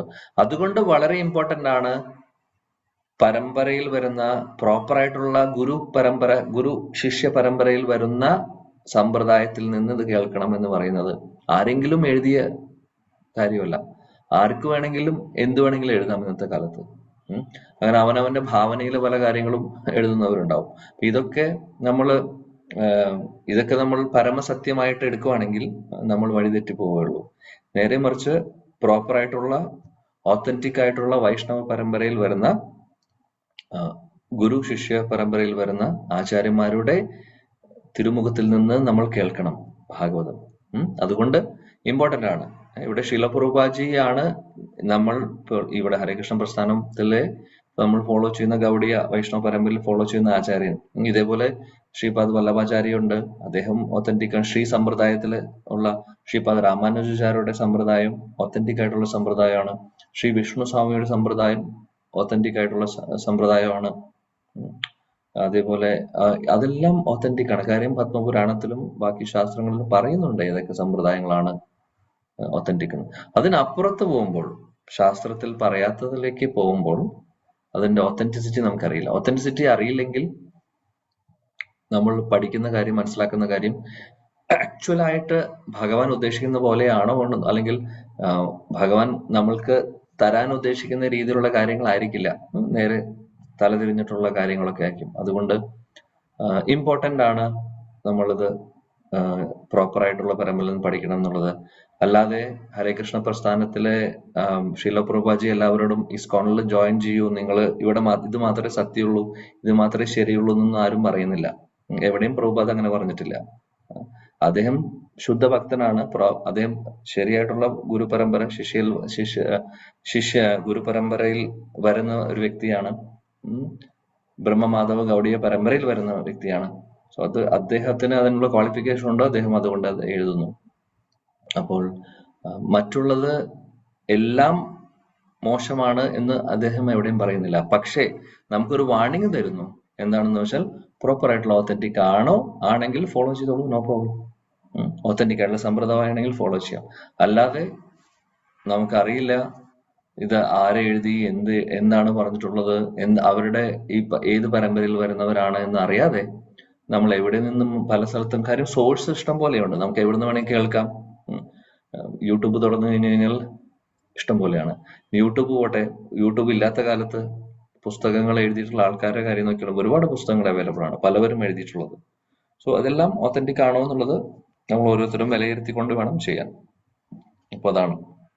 എന്തായാലും ശരിയായിട്ടുള്ള ഒരു പരമ്പരയിൽ വരാൻ സാധിച്ചു എന്നുണ്ടെങ്കിൽ ഒരു വ്യക്തിക്ക് ആ ജീവാത്മാവ് രക്ഷപ്പെട്ടു. ഇല്ലെങ്കിൽ വീണ്ടും സംസാര ചക്രത്തിൽ നിന്ന് കറങ്ങിക്കൊണ്ടിരിക്കേണ്ടി വരും, ഇനിയും ജന്മങ്ങൾ എടുക്കേണ്ടി വരും. പ്രോപ്പർ ആയിട്ടുള്ള പരമ്പരയിൽ എങ്ങനെയെങ്കിലും കണക്ട് ആയി കഴിഞ്ഞു കഴിഞ്ഞാൽ അത് ഈ ഹരകൃഷ്ണ പ്രസ്ഥാനം മാത്രമല്ല, ഏത് സമ്പ്രദായമാണെങ്കിൽ ശ്രീ സമ്പ്രദായം ആവട്ടെ, ശ്രീ മാധവാചാര്യരുടെ സമ്പ്രദായം ആവട്ടെ, ഒക്കെ ഒത്തന്റിക് ആണ്. എവിടെയെങ്കിലും പ്രോപ്പർ ആയിട്ടുള്ള സമ്പ്രദായത്തിൽ ജോയിൻ ചെയ്യാൻ സാധിച്ചാൽ അവർ രക്ഷപ്പെടുന്നു. അങ്ങനെ ജന്മജന്മാന്തരങ്ങൾ കഴിഞ്ഞിട്ടായിരിക്കും നമുക്കൊരു ചാൻസ് കിട്ടുന്നത് ഇതേപോലെ ഒരു പ്രോപ്പർ ആയിട്ടുള്ള ഒരു ആചാര്യന്റെ കീഴിൽ നമുക്ക് പഠിക്കാൻ. ഇത് വേറൊരു സത്യം കൂടിയാണ്. അല്ലെങ്കിൽ നമ്മൾ തെറ്റായിട്ടുള്ള വഴികളിലൂടെ പോവും. പ്രായണ അല്പായുഷ സഭ്യ ആ ശ്ലോകത്തിൽ പറയുന്നു മന്ദ സുമന്ത മതയോ മന്ദ ഭാഗ്യ ഉപദ്രത, അല്ലെ? സുമന്ത മതയോ എന്ന് പറഞ്ഞു കഴിഞ്ഞാൽ അതിന്റെ അർത്ഥം തന്നെ വഴി തെറ്റാനുള്ള ചാൻസസ് കൂടുതലാണ്. നമുക്ക് ആർക്ക് വേണമെങ്കിലും നമ്മളെ ശരിയായിട്ടുള്ള വഴി കൂടെ പോകുന്ന സമയത്ത് മാറ്റാൻ എളുപ്പമാണ്. മാറാൻ നമ്മളാണെങ്കിൽ ഒരു കാറ്റടിച്ചാൽ മാറും, അങ്ങനെയാണ്. അപ്പോൾ അങ്ങനെയുള്ളൊരു അവസ്ഥയാണ് കലിയുഗത്തില്.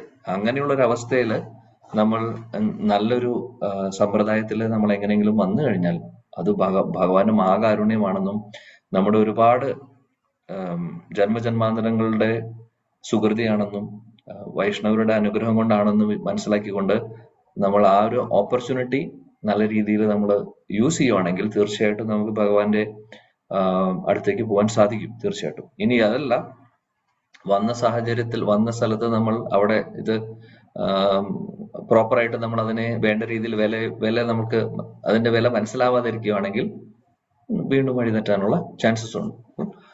ഇത്രയും എക്സ്പ്ലെയിൻ ചെയ്യാൻ കാര്യം ശ്രീല പ്രഭുപാദ് ഇത്രയും ഡീറ്റെയിൽ ആയിട്ട് ഈ ശ്ലോകത്തിന്റെ സിമ്പിൾ ആയിട്ടുള്ള അർത്ഥം നമ്മൾ വായിച്ചു. എന്നാൽ അത് ഇത്രയും ഡീറ്റെയിൽ ആയിട്ട് പറയുന്നത് എന്തിനാണ്? ബിക്കോസ് നമുക്ക് നമ്മുടെ തലയിലേക്ക് കയറാൻ വേണ്ടി പല കാര്യങ്ങളും നമ്മൾ ഫോളോ ചെയ്യണം, അല്ലെങ്കിൽ പഠിക്കാനുള്ള കാര്യങ്ങൾ, തത്വങ്ങളെല്ലാം കൂടുതൽ എക്സ്പ്ലെയിൻ ചെയ്തു തരുന്നു നമുക്ക് മനസ്സിലാവാൻ വേണ്ടിയിട്ട്. രണ്ടാമത്തെ ഭാഗത്ത് ശില പ്രഭുപാദ് ഭാവാർത്ഥത്തിൽ പറയുന്നു, ആക്ച്വലി യജ്ഞവൽക്യന്റെ ആ ഒരു എന്താ പറയാ, ഈ വേദങ്ങളിൽ അല്ലെങ്കിൽ ശാസ്ത്രങ്ങളിൽ പറയുന്ന പ്രകാരം പല നിയമങ്ങളും പല റൂൾസും റെഗുലേഷൻസും ഒക്കെ ഉണ്ട്. ഭാര്യ ഹസ്ബൻഡ് ഇല്ലെങ്കിൽ എങ്ങനെയായിരിക്കണം, എങ്ങനെയാണ് ബിഹേവ് ചെയ്യേണ്ടത് എന്നുള്ളതൊക്കെ അതൊക്കെ കുറെ കാര്യങ്ങൾ ഇവിടെ പറയുന്നുണ്ട്. സംസാരിക്കാൻ പാടില്ല, ശരീരം ഡെക്കറേറ്റ് ചെയ്യാൻ പാടില്ല, വേറെ ഫങ്ഷൻസിന് പോകാൻ പാടില്ല എന്നുള്ളതൊക്കെ. ഇതൊക്കെ ഓരോ ഇൻജങ്ഷൻസ് അല്ലെങ്കിൽ ഓരോ നിയമങ്ങള് ശാസ്ത്രങ്ങളിൽ കാണാം.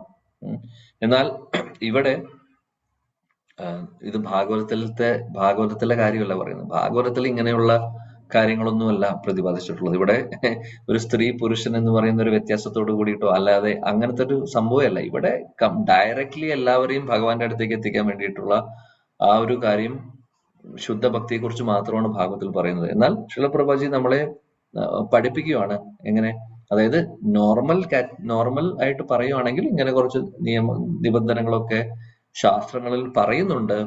എന്നാൽ ഇവിടെ ഈ ഒരു അവസരത്തില് രാജ്ഞിമാര് അതൊന്നും അവര് ഓക്കെ, അവര് നാണം വന്നു, അവര് തല എന്താ പറയാ തല മൂടി എന്ന് പറയുന്നു. എന്നാൽ അവരുടെ ഹൃദയം ഭഗവാന്റെ തൃപാദങ്ങളിലായിരുന്നു. കാര്യം അവര് ശിലപ്രഭുപാജി അതാണ് പറയുന്നത് ഇവിടെ, സദാസമയം ഭഗവാനെ ചിന്തിച്ചുകൊണ്ടിരിക്കുകയാണ്, ധ്യാനിച്ചുകൊണ്ടിരിക്കുകയാണ് ആയിരുന്നു അവര്. അതുകൊണ്ട് ഒരു നിമിഷം പോലും ഭഗവാനുമായിട്ട് അവര് പിരിഞ്ഞിട്ടില്ല. ചിന്തയിൽ ഉണ്ടായിരുന്നു എപ്പോഴും, ഭഗവാനെ മെഡിറ്റേറ്റ് ചെയ്തുകൊണ്ടിരിക്കുകയായിരുന്നു. എന്നാൽ ഫിസിക്കലി ഉണ്ടായിരുന്നില്ല എന്ന് മാത്രം. എന്നാൽ ഇപ്പോൾ ഭഗവാനെ കണ്ട സമയത്ത് അവർക്ക് ആ ഒരു ആനന്ദം ഉള്ളിൽ വരുവാണ് ചെയ്യുന്നത്. അപ്പോൾ ശിലപ്രഭുപാജി പറയുന്നു, ഭക്തർക്ക്, ശുദ്ധ ഭക്തർക്ക് ഒരിക്കലും ഭഗവാനിൽ നിന്ന് പിരിയാൻ സാധിക്കില്ല. അവരെപ്പോഴും ഭഗവാനെ കുറിച്ച് ചിന്തിച്ചുകൊണ്ടിരിക്കുന്നു. അവരെപ്പോഴും അതുകൊണ്ട് ആനന്ദത്തിലായിരിക്കും. അവരെപ്പോഴും അവരുടേതായിട്ടുള്ള ആനന്ദത്തിലായിരിക്കും. ഗോപികമാരെ കുറിച്ച് ഇവിടെ പറയുന്നു. എന്നിട്ട് ശിലപ്രഭുപാജി, വൃന്ദാവനത്തിലെ ഗോപികമാര്, അവര് ഭഗവാൻ കൃഷ്ണൻ കാലികളെ മേയ്ക്കാൻ വേണ്ടി കാട്ടിലേക്ക് പോകുന്ന കാര്യം പോലും അവർക്ക് അത്ര നേരം പോയി കഴിഞ്ഞാൽ, കാലത്ത് പോയി കഴിഞ്ഞാൽ വൈകുന്നേരം തിരിച്ചു വരും, അത്ര പോലും പിരിയാൻ അവർക്ക് സാധിക്കുന്നുണ്ടായിരുന്നില്ല. അവരുടെ ചിന്തയായിരുന്നു കൃഷ്ണന്റെ തൃപ്പാദങ്ങൾ എത്ര സോഫ്റ്റ് ആയിട്ടുള്ളതാണ്. ഈ കല്ലിലും മണ്ണിലും ഒക്കെ വെച്ച് കല്ലും മണ്ണൊക്കെ കൊള്ളുമ്പോൾ എന്ത് സംഭവിക്കുന്നു, കാലൊക്കെ മുറിയില്ലേ എന്നാണ് അവരുടെ ചിന്ത. അങ്ങനെയൊക്കെയായിരുന്നു അവർ ചിന്തിക്കുന്നുണ്ടായിരുന്നത്. ഗോപിഗീതയിൽ നമ്മൾ കാണുന്നു, യത്തേ സുജാത ചരണാംബുരുഹം സ്തനേഷു ഭീതാശനേ പ്രിയ ദദീമഹേ കർക്കശേഷു തേനാട്ടവീം അട്ടസി തദ്വ്യതതേ ന കിം സ്വിത് കൂർപ്പാദിഭീർ ബ്രഹ്മതിധീർ ഭവദായുഷം. അവിടെ പറയുന്നു, ഇത് തന്നെയാണ് ഗോപികമാര് പറയുന്നത്, ഞങ്ങളുടെ ഹൃദയം പൊട്ടുവാണ് ആലോചിച്ചിട്ട്. എന്താലോചിച്ചിട്ട്? ഇത്രയും സോഫ്റ്റ് ആയിട്ടുള്ള പാദങ്ങൾ, ഇത്രയും കല്ലും മണ്ണിലൂടെയും മുള്ളിലൂടെയൊക്കെ നടക്കുമ്പോൾ, കാട്ടിലേക്കാണ് പോകുന്നത്. അപ്പോൾ ആ കാലുകൾക്ക് വേദനിക്കുന്നുണ്ടാവും. അതുകൊണ്ട് ആ കാലുകൾ അവിടെ വെക്കണ്ട, ഞങ്ങളുടെ ഹൃദയത്തിൽ വെക്കൂ എന്നാണ് പറയുന്നത്. ഞങ്ങളുടെ ഹൃദയം തരാം, അപ്പോൾ ഹൃദയത്തിൽ ചവിട്ടി നടന്നുള്ളൂ എന്നുള്ള ഭാവത്തിലാണ് അവര് പറയുന്നത്. അത്രയും സ്നേഹത്തോട് കൂടിയിട്ട്, ഒരുപാട് അവർക്ക് സ്നേഹമുള്ളത് കൊണ്ട്. അപ്പോൾ അതേപോലെ ശിലപ്രഭുപാജി ഗോപികമാരെ കുറിച്ച് ഇവിടെ ചെറുതായിട്ട് പറഞ്ഞു. എന്നിട്ട് പറയുന്നു, ഇവിടെ ഇപ്പോൾ രാജ്ഞിമാരും, ദ്വാരകയിലെ രാജ്ഞിമാരും ആ ഒരു അവസ്ഥയിലാണ്. അവരും കൃഷ്ണനെ കണ്ടപ്പോൾ അവരുടെ ഉള്ളിൽ വരുന്ന ആനന്ദത്തെ കുറിച്ചാണ് പറയുന്നത്. അപ്പോൾ വിശ്വനാഥ് ചക്രവർത്തി ഠാക്കൂറും ഇവിടെ അദ്ദേഹത്തിന്റെ സാരാർത്ഥ ദർശിനി ടീക്കയിൽ പറഞ്ഞിട്ടുള്ള കാര്യം ശിലപ്രഭുപാജി ഇവിടെ പറയുന്നു. അവര് എല്ലാ റൂൾസും അല്ലെങ്കിൽ ശാസ്ത്രത്തിൽ എന്തെങ്കിലും ഇങ്ങനെ സ്ത്രീകൾ ആ ഹസ്ബൻഡിനെ കാണുമ്പോഴും അല്ലെങ്കിൽ മറ്റുള്ളവരുടെ മുമ്പിലും ഒക്കെ വെച്ച് ചില കാര്യങ്ങളൊക്കെ നമ്മൾ ഒരു റെസ്ട്രിക്ഷനോട് കൂടിയിട്ടാണ് ചെയ്യുന്നത്, അല്ലെ? ആ ഒരു നാണവും ഒക്കെ ജനറലി ഉണ്ടാവും എല്ലാവർക്കും. ഇവിടെ ഭഗവാൻ കൃഷ്ണനെ കണ്ട സമയത്ത് അവരുടെ സീറ്റിൽ നിന്ന് എഴുന്നേൽക്കുന്നു. അങ്ങനെ ഭഗവാന്റെ അടുത്തേക്ക് പോകാൻ വേണ്ടി, ഭഗവാനെ ആലിംഗനം ചെയ്യാൻ വേണ്ടി അവർ ആഗ്രഹിക്കുകയാണ് ചെയ്യുന്നത്. ആഗ്രഹിക്കുന്നു. ആക്ച്വലി അവർ ഹൃദയത്തിൽ അവർ ഓൾറെഡി ആലിംഗനം ചെയ്തു. എന്നാൽ എല്ലാവരും കാണലേ അവര് ചെയ്യുന്നില്ല. അതുകൊണ്ട് അടുത്ത ശ്ലോകത്തിൽ അതിന്റെ ബാക്കി പറയുന്നുണ്ട്. അവർക്ക് നേരിട്ട് പോയി എല്ലാവരുടെ മുമ്പിലും ഭഗവാനെ ആലിംഗനം ചെയ്യാൻ സാധിക്കാത്തത് കൊണ്ട് എന്ത് ചെയ്യുന്നു അവര് എന്നുള്ളത് അടുത്ത ശ്ലോകത്തിലാണ് പറയുന്നത്. എന്നാലും ഹൃദയം ഓൾറെഡി അവര് ഹൃദയമായിട്ട് ഫിസിക്കലി അവര് ചെയ്യുന്നില്ലെങ്കിലും ഹാർട്ട് ടു ഹാർട്ട് ഓൾറെഡി അവര് അടുത്താണ്. അപ്പൊ അതാണ് ഇവിടെ പറയുന്നത്. അപ്പോൾ ഭഗവാൻ കൃഷ്ണൻ പരമദിവ്യത്വം പുരുഷൻ ഭഗവാൻ കൃഷ്ണനുമായിട്ടുള്ള ആ ഒരു മീറ്റിംഗ് ആണ് പറയുന്നത്. ഒരു ആത്മാവ് പരമാത്മാവിനെ മീറ്റ് ചെയ്യുമ്പോൾ ഉണ്ടാവുന്ന അവസ്ഥ. അപ്പോൾ ഭഗവാന്റെ കാരുണ്യം ഉണ്ടെങ്കിൽ നമുക്കും എന്തെങ്കിലും ഇതേപോലെ ഒരു അവസരം ഭഗവാൻ തരട്ടെ. ഭഗവാനെ കാത്തിരിക്കുകയാണ് നമ്മളെല്ലാവരും. അദ്ദേഹത്തിനെ കാണണം, അദ്ദേഹത്തിന്റെ അടുത്തിരിക്കണം. അപ്പോൾ ഈ ഒരു രാജ്ഞിമാർക്കുണ്ടായിരുന്ന ആ ഒരു ഭാവമാണോ, നമുക്കത് ആ ഒരു മൂഡാണോ എന്നുള്ളത് നമുക്കറിയില്ല. എന്താണെങ്കിലും, ഏത് ഭാവമാണെങ്കിലും, ഏത് രസമാണെങ്കിലും അദ്ദേഹത്തെ കാണും, അദ്ദേഹത്തിന്റെ കൂടെ അദ്ദേഹത്തിന്റെ കൂടെ അല്ലെങ്കിൽ അദ്ദേഹത്തെ സേവനം ചെയ്യുക എന്നുള്ളതാണ് നമ്മുടെ എല്ലാവരുടെയും ആഗ്രഹം, അല്ലെ? അപ്പോൾ ഭഗവാൻ അനുഗ്രഹിക്കട്ടെ എല്ലാവരെയും, നമ്മൾ ഓരോരുത്തരെയും.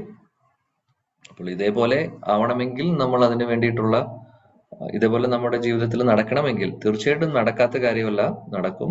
എന്നാൽ ഒരു കാര്യം, ഓൾറെഡി നിത്യസിദ്ധരായിട്ടുള്ളവരുടെ പൊസിഷൻ മാറിക്കൊണ്ട് ഇപ്പൊ നാളെ എനിക്ക് ലളിത സഖിയാവണം, വിശാഖ സഖിയാവണം, അല്ലെങ്കിൽ യശോദാമ റാണി ആവണം എന്ന് പറഞ്ഞു കഴിഞ്ഞാൽ നടക്കില്ല. അതെന്തായാലും നടക്കാൻ പോകുന്നില്ല. കാര്യം ഒരു നിത്യസിദ്ധരാണ്. എന്നാൽ അവരുടെ പാത പിന്തുടരുവാണെങ്കിൽ ആക്ച്വലി നമുക്കും ആ ഒരു പൊസിഷൻ, അതേപോലുള്ള ഒരു പൊസിഷൻ നമുക്ക് കിട്ടുന്നു. എന്നാൽ അവർക്ക് കിട്ടുന്ന, അവര് എങ്ങനെയാണോ ഭഗവാനെ സെർവ് ചെയ്യുന്നത്, അവർക്ക് സെർവ് ചെയ്യുമ്പോൾ ഭഗവാൻ തിരിച്ച് അവർക്ക് ആനന്ദം കൊടുക്കുന്നു. അപ്പോൾ സർവീസില് ആനന്ദം കിട്ടുന്നു, അല്ലെ? ഇതെല്ലാം ഡെഫിനറ്റ്ലി ആ ഒരു ജീവാത്മാവിന് അവിടെ പോകുന്ന സമയത്ത്, നമുക്ക് അവിടെ പോകുമ്പോൾ പൂർണ്ണമായിട്ടും നമുക്ക് അനുഭവിക്കാൻ സാധിക്കും. അതെല്ലാം പെർഫെക്റ്റ് ആയിട്ട് 100%. അപ്പൊ അതിലൊരു കുറവും ഉണ്ടാവില്ല. അതാണ്. അപ്പോൾ ആ ഒരു ഹോപ്പോട് കൂടിയിട്ട് നമ്മൾ മുന്നോട്ട് പോവുക. ഭഗവാൻ എല്ലാവരെയും അനുഗ്രഹിക്കട്ടെ. മനോഹരമായിട്ടുള്ള ശ്ലോകങ്ങളാണ് ഇവിടെ നമ്മൾ വായിക്കുന്നത്. 32ാമത്തെ ശ്ലോകം ചെറിയതാണ്, നമുക്ക് വേണമെങ്കിൽ അതും കൂടെ വായിച്ചിട്ട് അവസാനിപ്പിക്കാം 5 മിനിറ്റില്. തം ആത്മജൈർ ദൃഷ്ടിഭിർ അന്തരാത്മന ദുരന്തഭാവ പരിരേഭിരേ പതിം നിരുദ്ധമപ്യാശ്രവത് അംബുനേത്രയോർ വിലജ്ജതീനാം ഭൃഗുവർയ വൈക്ലവാത്. ഹരേ കൃഷ്ണ പ്രഭു. ഓം നമോ ഭഗവതേ വാസുദേവായ.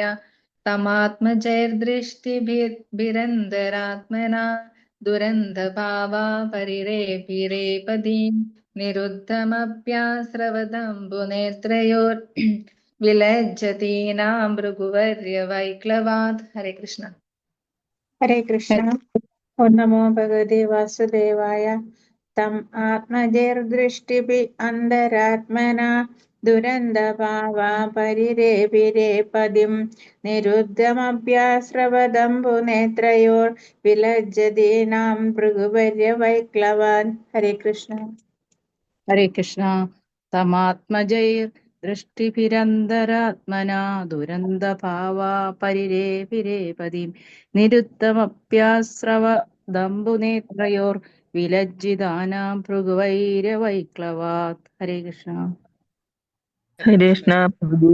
തമാത്മജൈർദൃഷ്ടിഭിരന്തരാത്മനാ ദുരന്തഭാവ പരിരേഭിരേ പതിം നിരുദ്ധമപ്യാശ്രവദംബുനേത്രയോർ വിലജ്ജതീനാം ഭൃഗുവൈര്യവൈക്ലവാത്. കൃഷ്ണ പ്രഭു. കൃഷ്ണ പ്രഭുജി. നമോ ഭഗവതേ വാസുദേവായ. തമാത്മജൈർദൃഷ്ടിഭിരന്തരാത്മനാ ദുരന്തഭാവ പരിരേഭിരേ പതിം നിരുദ്ധമപ്യാശ്രവദംബുനേത്രയോർ വിലജ്ജതീനാം ഭൃഗുവർയ വൈക്ലവാത്. ഹരേ കൃഷ്ണ. Thank you Prabhuji. ഹരേ കൃഷ്ണ. തം ആത്മജൈ ദൃഷ്ടിഭി അന്തരാത്മനാ ദുരന്തഭാവാ പരിരേഭിരേ പതിം നിരുദ്ധമപ്യാശ്രവദംബുനേത്രയോർ വിലജ്ജതീനാം ഭൃഗുവൈര്യ വൈക്ലവാത്. ഹരേ കൃഷ്ണ പ്രഭുജി. കൃഷ്ണ കൃഷ്ണ വായിക്കൂ. പ്രധാൻ ഭാർത്തുംബായ് ശ്രീല പ്രഭുപാദ് കി ജയ്. ദുസ്തരവും ശക്തവുമായ ഹർഷോന്മാദ ആനന്ദ പരവശത്താൽ ലജ്ജാവതികളായ രാജ്ഞിമാർ ഭഗവാനെ അവരുടെ ഹൃദയത്തിന്റെ ഉള്ളറയിൽ ആലിംഗനം ചെയ്തു. പിന്നീട് സ്വന്തം ദൃഷ്ടി കൊണ്ട് ആലിംഗനം ചെയ്തു. അതിനുശേഷം മക്കളെ ആലിംഗനം ചെയ്യാനായി അദ്ദേഹത്തിന്റെ സമീപത്തേക്ക് അയച്ചു. യഥാർത്ഥത്തിൽ സ്വയം ആശ്ലേഷിക്കുന്നതിന് തുല്യമാണ് അത്. ഹേ ഭൃഗുവര്യ, അവർ ആത്മനിയന്ത്രണം നിലനിർത്താൻ ശ്രമിച്ചുവെങ്കിലും അവരുടെ കണ്ണുകൾ നിറഞ്ഞൊഴുകി. ഭാവാർത്ഥം: സ്ത്രീ സഹജമായ ലജ്ജയാൽ അവരുടെ പ്രിയ പതിദേവനായ ശ്രീകൃഷ്ണ ഭഗവാനെ ആലിംഗനം ചെയ്യാൻ അവർക്ക് നിരവധി പ്രതിബന്ധങ്ങൾ ഉണ്ടായിരുന്നു. എന്നാൽ അദ്ദേഹത്തെ വീക്ഷിച്ചും അവരുടെ ഹൃദയത്തിന്റെ ഉള്ളറകളിൽ നിവേശിപ്പിച്ചും അവരുടെ പുത്രരെ ഭഗവാനെ ആശ്ലേഷിക്കാനായി അയച്ചുകൊണ്ടും അവർ അദ്ദേഹത്തെ മാറോടണച്ചു പുണരുകയായിരുന്നു. എന്നിട്ടും പരിരംഭണം അപൂർണമാകിയാൽ വികാരങ്ങളെ നിയന്ത്രിക്കുവാനുള്ള എല്ലാവിധ ഉദ്യമങ്ങളും പരാജയപ്പെടുകയും കണ്ണുനീർ അവരുടെ കവിൾത്തടങ്ങളിലൂടെ ധാരധാരയായി പ്രവഹിക്കുകയും ചെയ്തു. പുത്രൻ മാതൃശരീരത്തിന്റെ ഭാഗമാകയാൽ പുത്രനെ ആശ്ലേഷിക്കാനായി അയക്കുന്നത് വഴി ഒരുവൾ ഭർത്താവിനെ പരോക്ഷമായി പരിരംഭണം ചെയ്യുന്നു. യൗവന വീക്ഷണകോണിൽ പുത്രനെ ആശ്ലേഷിക്കുന്നത് പതിപത്നി ആലിംഗനം പോലെയല്ല. അതേസമയം സ്നേഹത്തിന്റെ കാഴ്ചപ്പാടിൽ പിതൃപുത്ര ആലിംഗനം ഇച്ഛാപൂർത്തിയാകുന്നു. നയനങ്ങളാലുള്ള ആലിംഗനം ശാരീരിക ആലിംഗനത്തെക്കാൾ അധികതരം ശക്തമാകുന്നു. ആകയാൽ അവിധത്തിലുള്ള പത്നി പരിരംഭണത്തിൽ യാതൊരു തെറ്റുമില്ലെന്ന് ശ്രീല ജീവഗോസ്വാമിയുടെ അഭിപ്രായം. Hare Krishna. Thank you Prabhu. Hare Krishna. Thank you. So ഇതാണ് സംഭവിക്കുന്നത്. രാജ്ഞിമാര് എന്താണ് ചെയ്യുന്നത്? 3 തരത്തിലാണ് ഇവര് ഭഗവാനെ ആലിംഗനം ചെയ്യുന്നത്. അവർക്ക് നേരിട്ട് ചെയ്യാൻ സാധിക്കുന്നില്ല ഫിസിക്കലി. ഒന്നാമത് അകസ്റ്റം അങ്ങനെയാണ്. അതേപോലെ നാണം, അതെല്ലാം സ്ത്രീ സഹജമായിട്ടുള്ള കാര്യങ്ങൾ. എന്നാൽ ശ്ലോകത്തിൽ പറയുന്നു അവരാദ്യം ഹൃദയത്തില് ആലിംഗനം, ഹൃദയം കൊണ്ട് ഭഗവാനെ ഹൃദയത്തിൽ ആലിംഗനം ചെയ്യുന്നു. പിന്നെ കണ്ണുകൊണ്ട് ഭഗവാനെ കണ്ണുകൊണ്ട് അല്ലെങ്കിൽ കണ്ടുകൊണ്ട് ആലിംഗനം ചെയ്യുന്നു. അതേപോലെ മൂന്നാമത് ചെയ്യുന്നത് എന്താണ്? മക്കളെ വിടുന്നു. മക്കളെ ഭഗവാന്റെ അടുത്തേക്ക് വിടുന്നു. അപ്പൊ മക്കളെ ഭഗവാൻ ആലിംഗനം ചെയ്യുന്നു, മക്കളും കെട്ടിപ്പിടിക്കുന്നു അച്ഛനെ. അപ്പോൾ ഇങ്ങനെയാണ് അവര് ശരിക്കും പറയുകയാണെങ്കിൽ ഭഗവാനെ ആലിംഗനം ചെയ്യുന്നത് 3 തരത്തിലായിട്ട് പറയുന്നു. അവരുടെ കണ്ണുകളിൽ നിന്ന് കണ്ണുനീര് വന്നുകൊണ്ടിരിക്കുകയാണ്. ആ ഒരു സ്നേഹം കൊണ്ട്, കൃഷ്ണനോടുള്ള സ്നേഹം, ഭർത്താവിനോടുള്ള സ്നേഹം കൊണ്ട്. ശീല പ്രഭുപാദി ഭാവാർത്ഥത്തിൽ പറയുന്നു അതിനെക്കുറിച്ച് തന്നെ. അവര് ആദ്യം ഈ 3 തരത്തിൽ എങ്ങനെയാണ് ഭഗവാനെ ആലിംഗനം ചെയ്തത് എന്നുള്ള കാര്യം ഇവിടെ പറയുന്നു. എന്നിട്ട് പറയുന്നു മക്കളെ അയക്കുന്നതിന്റെ ഒരു വിവരണം പറയുന്നത് എന്താണെന്ന് വെച്ചാൽ, മക്കളെന്ന് പറഞ്ഞത് അല്ലെങ്കിൽ മകൻ എന്ന് പറയുന്നത് അമ്മയുടെ ശരീരവും അമ്മയും അച്ഛനും കൂടെ വരുമ്പോഴാണ് മകൻ ഉണ്ടാവുന്നത് അല്ലെ. അപ്പോൾ മകൻ ആക്ച്വലി അമ്മയെ റെപ്രസെന്റ് ചെയ്തുകൊണ്ട് പോയി അച്ഛന്റെ അടുത്ത് പോയി അച്ഛന്റെ കൂടെ അല്ലെങ്കിൽ അച്ഛനെ ആലിംഗനം ചെയ്യുന്നു. അപ്പോൾ അതും ഡയറക്ട്ലി അല്ലെങ്കിലും ഇൻഡയറക്ട്ലി അമ്മ ആലിംഗനം ചെയ്യുന്ന പോലെ തന്നെയാണ് എന്ന് ഇവിടെ നമ്മുടെ ആചാര്യന്മാര് പറയുന്നു. പിന്നെ ശീലജീവ ഗോസ്വാമിയും ഒരു കാര്യം സ്ഥിരീകരിക്കുന്നു. കണ്ണുകൊണ്ടുള്ള ആ ആലിംഗനം എന്ന് പറയുന്നത് എഫക്റ്റീവ് ആണ്. അതായത് ഒരു മാധുര്യ രസത്തിൽ വരുമ്പോൾ ആ ഒരു കണ്ണുകൊണ്ടുള്ള ആലിംഗനത്തിന് ഒരുപാട് ശക്തിയുണ്ട് അല്ലെങ്കിൽ ഒരുപാട് പ്രസക്തിയുണ്ട് എന്നാണ് പറയുന്നത്. ഫിസിക്കലി ആലിംഗനം ചെയ്തില്ലെങ്കിലും കണ്ണുകൊണ്ടുള്ളത് അതാണ് പറയുന്നത് ശീലജീവ ഗോസ്വാമി. അപ്പോൾ ഇതൊക്കെയാണ് ഇവിടെ നമ്മൾ പഠിക്കുന്ന കാര്യങ്ങൾ, വായിച്ചിട്ടുള്ള കാര്യങ്ങൾ. സോ ഭഗവാന്റെ കാരുണ്യം ഉണ്ടെങ്കിൽ അടുത്ത ക്ലാസ്സിൽ നമ്മൾ നോക്കുന്നു. 3 ശ്ലോകങ്ങളാണ് നമ്മളിന്ന് ചർച്ച ചെയ്തത്. 30, 31 അല്ല 4 ശ്ലോകം അല്ലെ, 30, 31, 32 സോറി 32 ശ്ലോകം, 32 വരെ 3 ശ്ലോകങ്ങൾ. ഓക്കെ. സോ ശ്രീമദ് ഭാഗവതം की जय, जगद्गुरु शीला प्रभुपाद की जय, समवेद गौर भक्त वृंद की जय, गौड़ीय गुरु वृंद की जय, निताय गौर प्रेमानंदे. हरे कृष्णा. जय जय श्री राधे श्याम. Thank you. ഹരേ കൃഷ്ണ. എല്ലാവരോടും നന്ദി പറയുന്നു. നമസ്കാരം. Thank you Prabhuji. ഹരേ കൃഷ്ണ പ്രഭുജി. ഹരേ കൃഷ്ണ പ്രഭുജി.